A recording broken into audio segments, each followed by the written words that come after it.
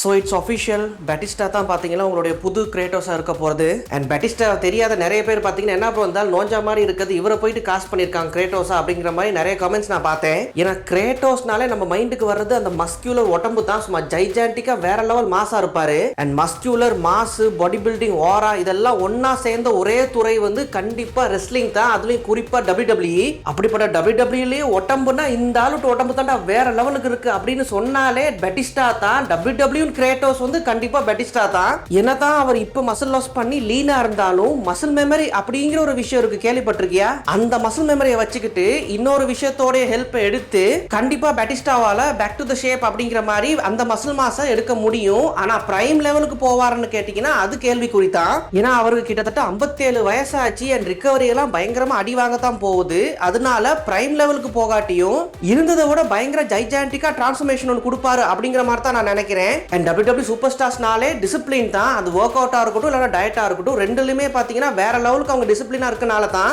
அவங்களுடைய பிசிக் மட்டும் பாத்தீங்கன்னா தனியா தெரியும், even though if they are not natural. And அதுல பெட்டிஸ்டாவை அடிச்சுக்கிறது கண்டிப்பா ஆளே கிடையாது. தன்னுடைய உடம்பையே குறைச்சதுக்கு முக்கியமான காரணம் நிறைய ரோல்ஸ்ல வந்து அவர் ஃபிட் ஆகணும் அப்படிங்கிறதுக்காக தான். அப்ப அவர் ஃபிட்னஸ் மாதிரியே சினிமாவுக்கும் அவ்வளவு டெடிகேட்டரா இருக்காரு அப்படிங்கிறது தான் பாத்தீங்கன்னா அங்க விளங்குது. அந்த மாதிரி ஒரு ஆளுக்கு கிரேட்டோஸ் மாதிரியான ஆப்பர்ச்சுனிட்டி கிடைச்சா சும்மா விடுவாரா? அது மட்டும் இல்லாம கார்டியன்ஸ் ஆஃப் தி கேலக்சில டிராக்ஸா ப்ளே பண்ணிருப்பாரு. அதுலயும் பாத்தீங்கன்னா எனக்கு போட்டி நான் மட்டும் தாண்டா அப்படிங்கிற அளவுக்கு அந்த கேரக்டர் ஓன் பண்ணி அந்த கேரக்டராவே வாழ்ந்திருப்பாரு. சோ பெட்டிஸ்டா ஆஸ் கிரேட்டோஸ் உண்மையாவே பாத்தீங்கன்னா நல்ல ஒரு சாய்ஸ் தான். இது ஆல்ரெடி வந்து ஃபேன் ஃபேவரட் லிஸ்ட்ல வந்து இருந்துச்சு. பட் அவர் அப்பவே காஸ்ட் பண்ணாம இத்தனை வருஷத்துக்கு அப்புறம் வந்து காஸ்ட் பண்ணிருக்காங்க.